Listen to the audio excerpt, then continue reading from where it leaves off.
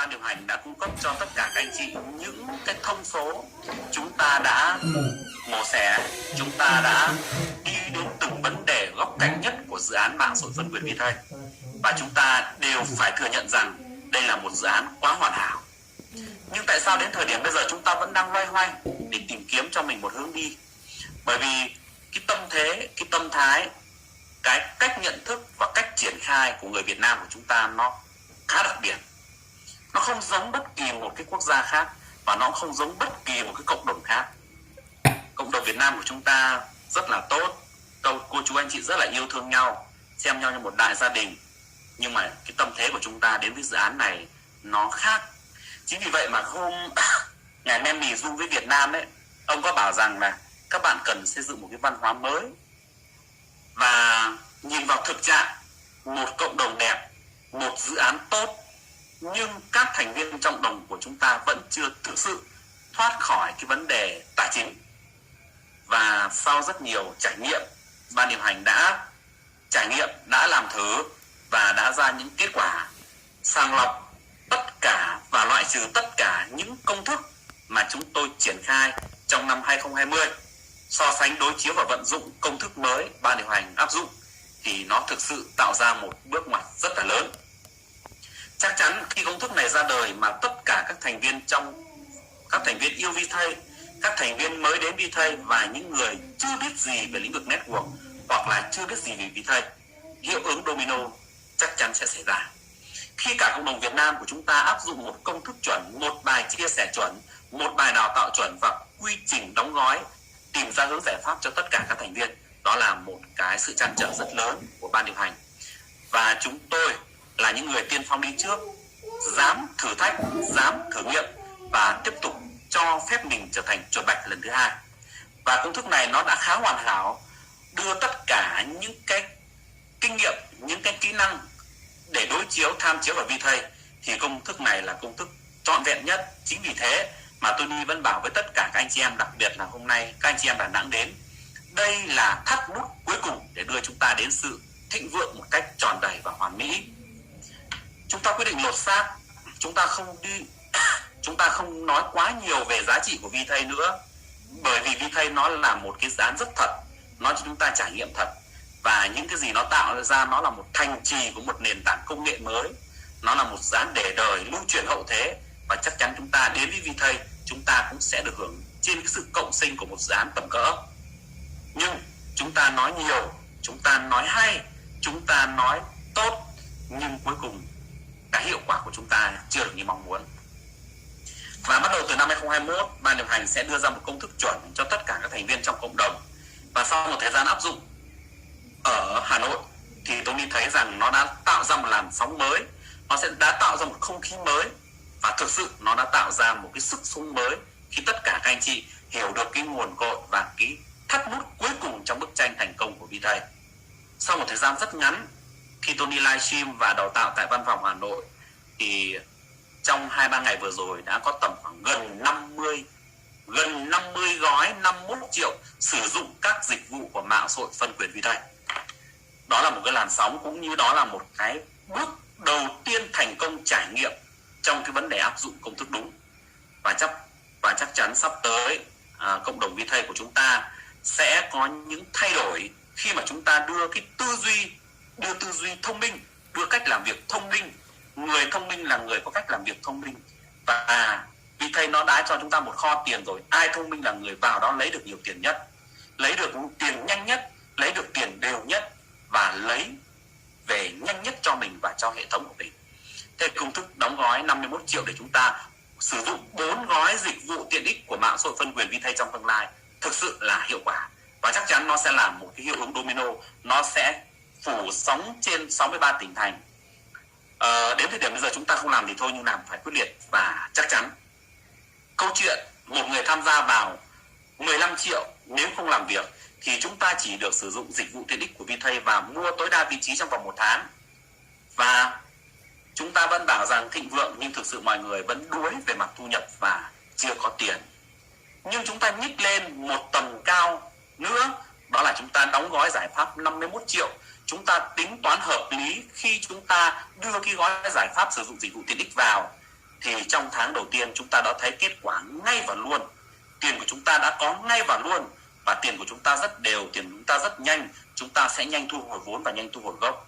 Chính vì thế mà đây sẽ là giải pháp sẽ kích thích cộng đồng để dịch chuyển những tài khoản ở phía trên, dịch chuyển thành tài khoản, từ tài khoản đỏ chuyển thành tài khoản xanh, và cũng là một chất kích thích cộng đồng để giúp tất cả các thành viên giải quyết được câu chuyện.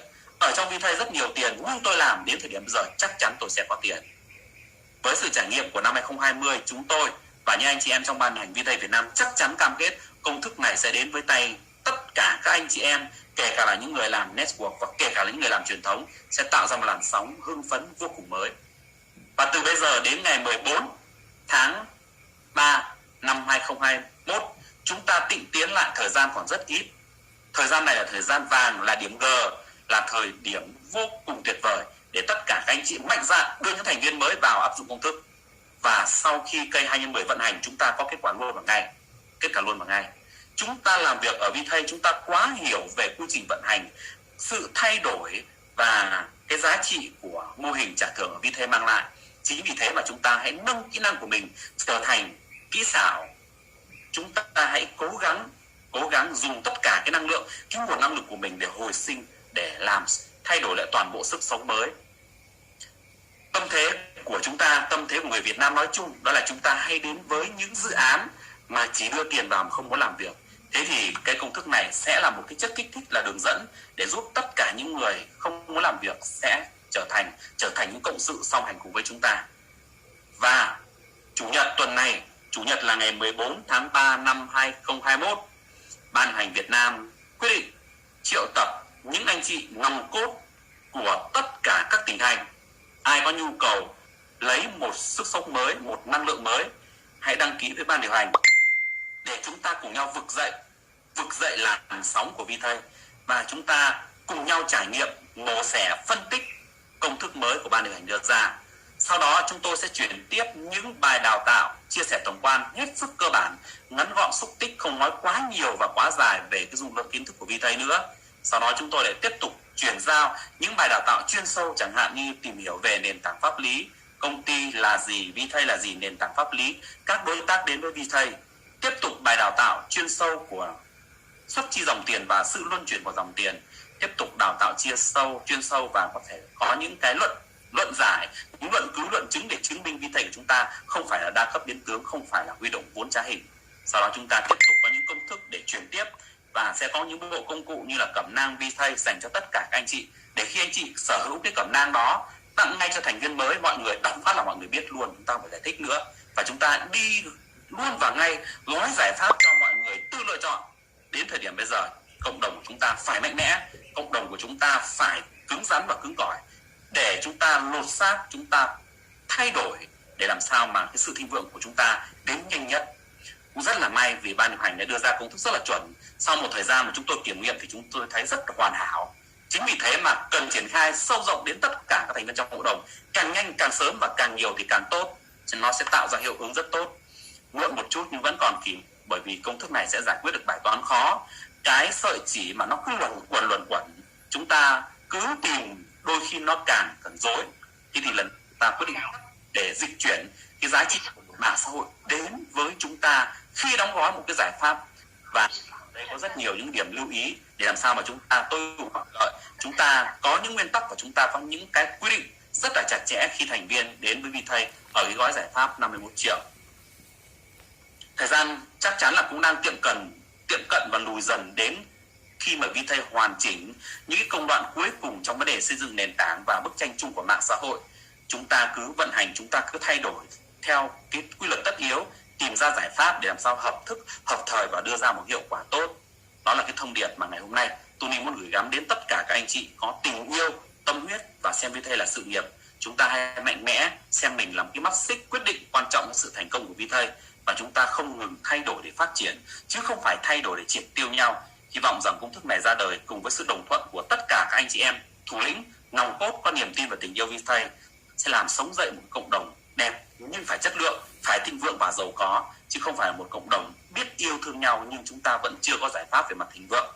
Câu trả lời nó sẽ là một thời gian rất ngắn khi chúng ta áp dụng đúng, đủ, đều, và cái công thức này được vận hành, chắc chắn cộng đồng VTrade của chúng ta sẽ là một hiệu ứng rất tốt. Bởi vì Tony vẫn từng nói ở trong dự án mạng số phân của VTech chúng ta là sự khác lạ với tất cả các dự án khác. Nhưng nếu với nói về nguồn thu nhập thì Tony vẫn bảo chấp tất cả các dự án ở bên ngoài nó nếu nói về nguồn thu nhập của VTech, và đặc biệt đến thời điểm bây giờ chúng ta áp dụng công thức này thì Tony vẫn bảo chấp tất cả các dự án ở bên ngoài. Ở dự án bên ngoài nếu nó nhanh chắc chắn chúng ta sẽ rất sợ, nếu lãi suất cao chắc chắn chúng ta rất sợ như ở trong VTech. Nếu vận dụng công thức này đúng thì chấp hết bên ngoài, nhanh có nhanh, đều có đều, nhiều có nhiều, không giới hạn có không giới hạn. Cái cơ bản chúng ta vận hành, chúng ta làm để làm sao thực sự biến cái công thức, cái công cụ này trở thành một cái lực đòn bẩy, và chúng ta hãy làm việc thông minh. Người thông minh là người biết cách kiếm tiền một cách nhanh nhất và hiệu quả nhất. Thời gian còn rất ngắn, hy vọng tất cả quý cô chú anh chị nếu như ai mà chưa thực sự hiểu, hãy liên lạc với tuyến trên hoặc là những thành viên trong ban điều hành, những người đã và đang áp dụng công thức này. Thực sự nó là một làn sóng rất là mới, chúng ta mạnh mẽ thay đổi để phát triển, và phát triển chúng ta chắc chắn sẽ thịnh vượng. Và bắt đầu đến tuần sau, tất cả anh chị em trong ban điều hành sẽ tour ra các tỉnh, sẽ đến các vùng miền để đào, để chuyển tiếp công thức, và sẽ chốt chắc những cái gói giải pháp cho tất cả các thành viên cộng đồng để chúng ta có những công cụ để làm việc. Quý vị biết nay Dương Mạnh Hùng vẫn đang ở Hà Nội để cùng với Tony và những anh chị em ban điều hành chuẩn bị những bộ công cụ giải pháp thực sự tốt và hiệu quả. Hy vọng với tình yêu mà chúng ta đã sẵn có ở trong lòng, yêu VTech trọn vẹn rồi, với cái giải pháp này thì chúng ta sẽ thổi bùng lên. Chúng ta không để cho VTech âm ỉ ở trong lòng nữa, cũng không cần VTech cứ âm ỉ mãi. Đã làm là quyết liệt, đã làm là phải cho ra sản phẩm, mà sản phẩm ở đây là liên quan đến tiền. Chúng ta nói đến rất nhiều tiền nhưng chúng ta chưa tìm được, thì công thức này là công thức rất chuẩn để cho chúng ta có nguồn thu nhập rất là lớn.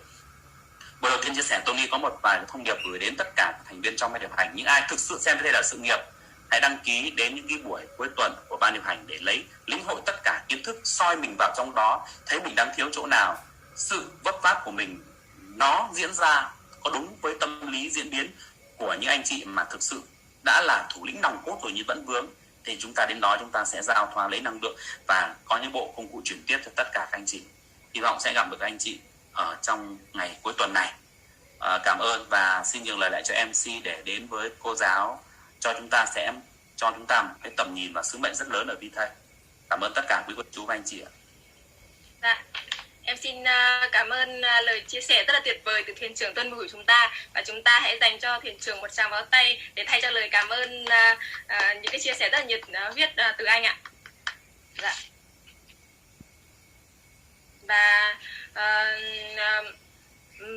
Và một lần nữa thì sau khi mà nghe được cái bài chia sẻ của thuyền trưởng Tuân Bửu thì một lần nữa chúng ta cũng khẳng định lại khẳng định lại là cái dự án VTech của chúng ta là một dự án rất là hoàn hảo, một dự án là hoàn toàn khác biệt so với những cái dự án khác. Chúng ta thực sự rất là yêu VTech nhưng mà chúng ta chưa thoát khỏi ra được cái gọi là tiền bạc. Trời ơi, mơ quá nữa. Nó chịu ơi, nó chịu quá rồi. Đưa em bật mic lên. Dạ. Và một lần nữa thì qua những lời chia sẻ của thuyền trưởng thì chúng ta cũng khẳng định được đây là một cái dự án rất là hoàn hảo, một dự án mà khác hoàn toàn so với những cái dự án khác, và chúng ta rất là yêu VTech nhưng mà chúng ta chưa thoát khỏi ra cái được gọi là tiền bạc, đúng không ạ? Và ban điều hành VTech Việt Nam của chúng ta cũng đã nghiên cứu, làm chuột bạch, đã quyết định lột xác với những cái công thức hoàn toàn mới, công thức chuẩn cho cộng đồng, đó là công thức 51 triệu, đúng không ạ? Với 4 tài khoản, với việc sử dụng tiện ích rất là tuyệt vời và tiền về rất là nhanh, tiền về rất là đều, thì ban điều hành VTech Việt Nam chúng ta đã tạo cho chúng ta một cái làn sóng vô cùng mới. Và một thông tin nữa đó là em xin tổng hợp lại, đó là chủ nhật tuần này ấy, thì ban điều hành VTech Việt Nam sẽ có một buổi đào tạo chuyên sâu những cái thành viên nòng cốt, và các quý cô chú và anh chị hãy nhanh tay đăng ký để chúng ta có thể tham gia được cái buổi đào tạo đó nhé. Thì hôm đó ban điều hành chúng ta sẽ có những cái bài chia sẻ tổng quan một cách đơn giản nhất, những cái bài đào tạo chuyên sâu về các sơ đồ trả thưởng, đào tạo chuyên sâu về về dòng tiền. Và ban điều hành VTech Việt Nam của chúng ta cũng tạo ra những cái gọi là cẩm nang VTech, tạo cho chúng ta một cái bộ công cụ giúp cho chúng ta tự tin lan tỏa trong VTech. Và một cái tin vui nữa cho chúng ta đó là tuần sau ban điều hành Vthây Việt Nam chúng ta sẽ đi đến các tỉnh thành để truyền tải đến tất cả mọi người cái công thức mới này, tạo ra một làn sóng mới, được chưa ạ? Và nội dung tiếp theo chúng ta sẽ được nghe về chia sẻ về tầm nhìn và sứ mệnh của Vthây từ một đại sứ đến từ Đà Nẵng. Và chị đã từng lên Zoom chia sẻ về câu chuyện làm Vthây của mình, và em cũng được biết hiện tại chị đang là một giáo viên dạy tin học tại một trường trung học phổ thông. Và cái trong tâm thức của chị luôn luôn mong muốn biết được một cái dự án công nghệ ở những cái thời kỳ đầu, những cái thời kỳ sơ khai. Và có đúng là như vậy, trong cuộc sống thì chúng ta mong muốn điều gì, khao khát điều gì thì vũ trụ sẽ cho chúng ta cái điều đó. Và chị Tuyết là một trong những người được vũ trụ mang đến cho chị cái dự án công nghệ, đó chính là Vthây. Và sau đây thì em xin phép được mời chị Tuyết Trắng lên chia sẻ về tầm nhìn và sứ mệnh của Vthây trên cái góc nhìn của chị. Và chúng ta hãy dành cho chị một tràng vỗ tay để chào đón sự hiện diện của chị ạ. Em xin kính mời chị Tuyết Trắng ạ. Rồi, Tuyết xin chào tất cả các anh chị em và các bạn. Chị cũng xin lỗi Thúy hồi nãy là cho chị tắt cái mic của em nha. Dạ không sao ạ. Thì cũng như là bạn Thúy giới thiệu về Tuyết là Tuyết đang là giáo viên dạy tin học ở thành phố Đà Nẵng. Và ngoài cái công việc dạy học ra thì Tuyết cũng đã từng làm một số việc với cái máu là muốn thay đổi cuộc sống. Và đặc biệt là Tuyết nhận ra rằng là công nghệ nó phát triển rất là nhanh. Và đặc biệt nếu mà mình biết một cái dự án công nghệ nào ở cái thời kỳ sơ khai thì chắc chắn rằng khi mà dự án ấy thành công thì mình thành công. Thì với cái mong muốn như vậy, và đúng là vũ trụ đã mang tới cho Tuyết. Và khi mà vũ trụ mang tới cho Tuyết thì Tuyết nhận ra ngay, bởi những cái kiến thức của mình, với những cái trải nghiệm của mình, là mình nhận ra ngay được Vthây nó là một cái dự án mà mình đã hằng mong muốn có sở hữu của được nó. Thế thì hôm nay là Tuyết cũng rất là vui là được anh Tony mời lên chia sẻ về tầm nhìn và sứ mệnh của Vthây thông qua cái kiến thức và những cái trải nghiệm của Tuyết. Thì hôm nay là Tuyết cũng xin chia sẻ cho các anh chị em và các bạn là 6 nội dung. Hơi dài đúng không ạ? Hy vọng rằng 6 nội dung Tuyết chia sẻ hôm nay sẽ góp phần tích cực đến tư duy, đến hành động của cộng đồng Vthây Việt Nam, giúp cho các bạn thấy được con đường của Vthây, giúp cho các bạn thấy rõ nơi cuối con đường Vthây là như thế nào, giúp cho các bạn thấy rõ là tại sao chúng ta phải làm Vthây ngay từ bây giờ, giúp cho các bạn thấy rõ là tại sao ngay thời điểm này chúng ta phải hành động và hành động, và giúp cho các bạn thấy rõ là tại sao chúng ta phải kiên trì với Vthây. Kiên trì với Vthây này phải kiên trì ở trong tâm thức, với một cái lòng tin sắc son về một cái Vthây là một gã khổng lồ của công nghệ ở trong 3, 4, 5, 10 năm nữa. Thế thì nội dung thứ nhất mà Tuyết muốn chia sẻ đến với tất cả các anh chị em và các bạn, đó là nội dung về những bước đi vững chắc ở Vthây. Thế thì các bạn cũng biết rồi đấy, chẳng qua là giờ Tuyết tổng hợp lại thôi. Thì đầu tiên là đồng Vthây Coin ra đời, và tháng 6 năm 2018 thì đồng Vthây lên sàn và có giá là 0,16 đô. Thế thì làm thế nào để đồng Vthây này tăng giá? Thì công ty Vthây AG cho ra một cái sản phẩm là mạng xã hội Vthây. Và tại sao mạng xã hội Vthây mọi người sẽ dùng, sẽ có cộng đồng lớn? Thì nó phải khác với những cái mạng xã hội khác, là mọi người tham gia mạng xã hội Vthây sẽ có tiền, thì người ta gọi là mạng xã hội phân quyền Vthây. Thì mạng xã hội phân quyền Vthây là có 2 giai đoạn, hiện nay đang ở giai đoạn beta, và ít tháng nữa thôi thì chúng ta sẽ chuyển sang một cái giai đoạn là public. Thế thì tại sao mà giai đoạn public mọi người lại vào như vũ bão? Thì ở đó là những đại sứ tham gia ở beta sẽ marketing cho công ty, và ngoài ra là mọi người tham gia ở giai đoạn public sẽ có tiền, dẫn đến là chắc chắn là sẽ có một cái cộng đồng, một cái số lượng người tham gia mà chúng ta phải dùng cái từ là như vũ bão. Thế thì khi mà có một cái cộng đồng rất là lớn rồi thì đương nhiên bắt đầu là doanh nghiệp nó vào, và công ty VTG sẽ ra một cái sàn thương mại điện tử. Và các bạn biết rồi, bây giờ sàn thương mại điện tử rất là nhiều, mạng xã hội rất là nhiều, và bây giờ ra thêm một cái nữa đó là chuyện bình thường. Nhưng mà vấn đề là ra có người vào mua hàng hay không. Thế thì ở VTay nó đã có một cộng đồng lớn rồi, tự nhiên nó có rồi, chúng ta không cần phải đi tìm nữa, mà đã có cộng đồng từ mạng xã hội, mọi người đã có thu nhập rồi, đã có tiền ở trong VTay rồi. Bây giờ chỉ có dùng thêm một cái sàn thương mại điện tử thôi, đúng không ạ? Thì ở sàn thương mại điện tử này thì sẽ giúp cho người mua và người bán gặp nhau và dùng chính cái đồng VTay Coin để thanh toán. Thế thì các bạn cứ hình dung ra xem tới lúc đó đồng VTay Coin sẽ như thế nào. Thì đó là những cái bước đi vững chãi của công ty VTG, và Tuyết rất là nghĩ là Tuyết thấy những cái bước đi này thật sự là nó quá vững chắc đi.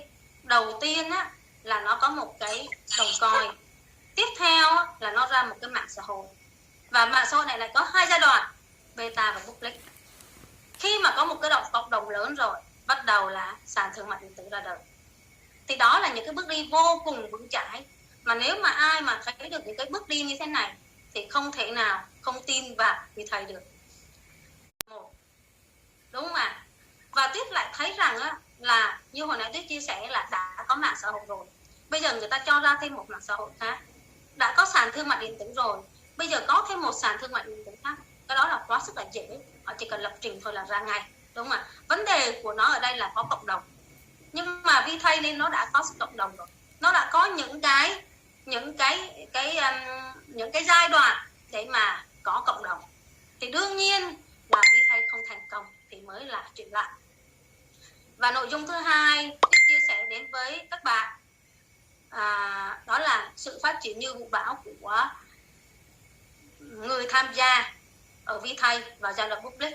Hồi nãy cũng Tuyết nói rồi, thứ nhất là nó có giai đoạn beta. Thì những cái người mà giai đoạn beta này thì coi như là thành viên ở VTay. Thế thì để mà muốn kiếm tiền ở VTay thì đương nhiên mọi người phải làm việc, và cái đó là cái mà Tuyết rất là thích ở VTay. Chúng ta không phải bỏ tiền vào để chúng ta lấy lời, mà chúng ta bỏ tiền vào để chúng ta mua công cụ làm việc, và chúng ta nỗ lực làm việc. Công ty trả tiền lương cho chúng ta thông qua hoa hồng, và không những hoa hồng mà hồng nhiều mà còn rất là nhiều nữa cơ. Thế thì tới khi giai đoạn public đi, bây giờ giai đoạn beta thì sẽ có một số người khi mà mình đi chia sẻ là có nhiều người từ chối, bởi vì người ta không nhìn ra cái tầm nhìn ở VTay. Thế thì tới khi giai đoạn public mọi sự nó rất là rõ ràng rồi. Vào đây không đồng thì chẳng ai mà không lập một cái tài khoản VTay cả. Và lúc đó là mọi người là đại sứ, thì người ta phải cố gắng để đi chia sẻ ngày, chia sẻ đêm, để mang VTay này tới những cái người ở giai đoạn miễn phí. Thì lúc đó họ có tiền. Chỉ cần cái đó thôi là mình đã thấy được cái sự thành công ở VTay rồi. Những cái công ty khác là người ta phải quảng cáo, từ bản thân họ quảng cáo trên các phương tiện thông tin đại chúng. Nhưng mà VTay thì khác, họ không quảng cáo trên phương tiện thông tin đại chúng, mà họ trả công cho những cái người quảng cáo. Đó là cái lý do vì sao mà VTay nó sẽ phát triển như vũ bão.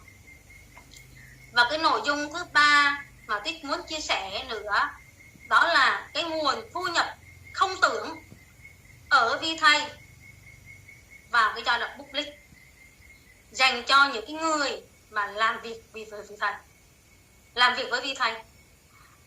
Thì có rất là nhiều nguồn thu nhập. Thì Tích cũng nói lại cho các bạn nghe là ở VTay có 3 cái nguồn thu nhập chính. Thu nhập thứ nhất là thu nhập từ hệ thống. Các bạn có càng nhiều người trong hệ thống thì thu nhập cũng càng cao. Thì cái này người ta gọi là hệ cơ sở dữ liệu. Và bây giờ ví dụ như Facebook nó kiếm tiền cũng là từ cơ sở dữ liệu. Nhưng mà cái kiếm tiền của Facebook này nó rộng trên toàn cầu, đúng không ạ? Kiếm tiền ở Zalo cũng rộng trên toàn cầu. Thế thì bây giờ mỗi người tham gia ở VThay này nó sẽ có một cái cơ sở dữ liệu, thì chúng ta sẽ là cái phần con, mỗi người mỗi cái hệ thống của chúng ta sẽ là phần con ở trong cái cơ sở dữ liệu rộng lớn cả thế giới của VThay. Thì cái cơ sở dữ liệu của ai nhiều thì người đó có tiền. Đúng y theo cái quy tắc là bây giờ ai mà cái hãng công, nghĩa là cái sản phẩm nào mà càng có nhiều người dùng thì là gì đây, thì cái công ty đó càng giàu. Thì chính vì vậy thì đó là cái cơ sở dữ liệu, đó là cái dữ liệu. Thế thì ở trong VThay như vậy, chúng ta mà cái hệ thống của chúng ta càng nhiều người, tức là chúng ta càng có nhiều cơ sở dữ liệu thì chúng ta sẽ càng giàu. Và cái thu nhập tiếp theo là thu nhập từ những cái thùng, chúng ta gọi là những cái thùng để cho nó dễ hiểu. Thì cái thùng là cái gì? Thùng đó là những cái vị trí hay là những cái năng lượng mà chúng ta mua chúng ta để sẵn ở đó. Chúng ta mua, chúng ta để sẵn ở đó để mà tới khi giai đoạn public, nước mưa nó rơi xuống, đúng không? Thì bây giờ chúng ta có những cái gì? Chúng ta có thùng, chúng ta hứng. Thế cái nước mưa này nó phải là cái gì? Nước mưa này đó là những con người mà tham gia ở giai đoạn miễn phí, nó rơi xuống cái thùng. Mà cái thùng này là những cái vị trí, những cái năng lượng mà chúng ta mua, chúng ta để sẵn, và nó rơi thì rơi trúng cái thùng của chúng ta. Thế thì khi mà nó rơi trúng cái thùng của chúng ta thì chúng ta được cái gì? Đương nhiên chúng ta được tiền, đúng không ạ? Và cái thu nhập thứ ba là cái thu nhập rất là kinh khủng ở VThay, đó là thu nhập thưởng. Anh giới thiệu cho càng nhiều người thì anh càng được nhiều tiền thưởng.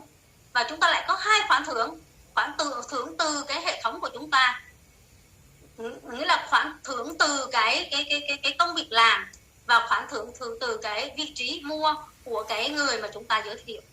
Rất là tuyệt vời. Nên là vì sao những cái con người vào VThay mà người ta hiểu được cái nguồn thu nhập này á, thì người ta đi làm việc điên cuồng để người ta có những cái khoản thưởng rất là khủng ở trong tương lai. Và cái nội dung thứ tư mà Tuyết muốn chia sẻ đến các bạn, đó là một cái nội dung mà hầu như mọi người sợ. Mọi người sợ là sợ một ngày công ty VThay AG sập. Thế thì chúng ta, khi mà chúng ta sợ á, thì chúng ta phải nghĩ lại là vì sao công ty VThay AG sập, những cái lý do gì để công ty VThay AG sập. Thì Tuyết nghĩ là có 3 cái lý do để khiến một cái công ty sập. Lý do thứ nhất là công ty làm ăn thua lỗ. Lý do thứ hai là công ty không bán được hàng, hoặc là có thể nói cách khác là không có người mua hàng của công ty. Và cái lý do thứ ba là do chính cái bản thân công ty đó muốn công ty không phát triển nữa, hoặc là muốn làm cho công ty chết. Thế thì bây giờ chúng ta thử trả lời ở trong công ty VThay AG xem là nó có nằm ở một trong 3 lý do đó không. Thì nếu mà nó thuộc một trong 3 lý do đó thì chúng ta cũng không nên làm VThay. Bởi vì chúng ta làm thì cũng mất công, bởi vì trước sau gì nó cũng chết mà. Thế thì Tuyết nghĩ, Tuyết tìm thì Tuyết thấy thế này. Thứ nhất là công ty VThay AG không thể làm ăn thua lỗ được. Tại vì sao? Tại vì công ty không bao giờ mà công ty lấy cái tiền túi của công ty để công ty trả lương, trả thưởng cho những cái người làm. Bạn làm, bạn bán được hàng thì tôi mới trả tiền cho bạn. Còn bạn không có bán được hàng thì tôi không trả tiền cho bạn. Đơn giản. Giống như YouTube, chúng ta thử ngồi chúng ta nghĩ YouTube đi. YouTube đầu tiên mọi người muốn kiếm tiền ở YouTube, mọi người phải làm video. Mọi người làm video cho đã, nhưng mà không có người xem thì mọi người không bao giờ nhận được tiền cả. Khi nào YouTube trả tiền? Khi có người xem nhiều và quảng cáo chèn vào, lúc đó là cái người YouTuber mới nhận được tiền. Hoặc là chúng ta đi làm việc cũng vậy. Chúng ta đi tới một cái công ty mà các bạn không làm việc thì thử hỏi công ty đó có trả tiền không? Không bao giờ. Thì VThay cũng vậy. VThay chỉ trả tiền cho những ai mà làm việc, làm được việc. Còn ai mà không làm việc đó thì công ty không bao giờ trả tiền, đúng không ạ? Nghĩa là có người mua hàng thì công ty sẽ lấy cái tiền đó để mà trả lương cho các bạn, chứ công ty không có lấy tiền túi ra. Chính vì cái điều này mà dẫn đến là công ty VTAG không bao giờ làm ăn thua lỗ cả. Và công ty VTAG có bán được hàng không? Thì theo quan điểm của Tuyết thì điều đó khó có thể xảy ra. Mình phải dùng từ là khó có thể xảy ra nha. Bởi vì hiện nay ở giai đoạn beta thì mọi người phải dùng 200 đô để mua cái nền tảng. Nhưng mà tới khi giai đoạn public mọi người sẽ dùng 0 đồng miễn phí, đăng ký một cái tài khoản kiếm được tiền. Tới lúc đó thôi thì có người vào không? Luôn luôn có người vào, đúng không? Khi mà có một cái cộng đồng lớn rồi thì bắt đầu là sàn thương mại điện tử ra đời, vân vân, rất là nhiều thứ. Thế thì và đặc biệt là cái người dùng ở trong VTay này nó sẽ không có người dùng cuối. Vì sao? Bởi vì cuộc sống của chúng ta cuối cùng chúng ta làm việc để làm gì? Để kiếm tiền. Thế thì vì công ty VTAG này họ cho phép chúng ta là kiếm tiền. Chúng ta chỉ cần lập một cái tài khoản miễn phí thôi chúng ta cũng kiếm được tiền. Và khoảng độ 5 năm sau, 10 năm sau, đúng không ạ? Thế thì mọi người cũng vẫn có thể lập một cái tài khoản để mọi người kiếm tiền. Thế thì 5 năm sau, 10 năm sau thì đó là cái thế hệ của con chúng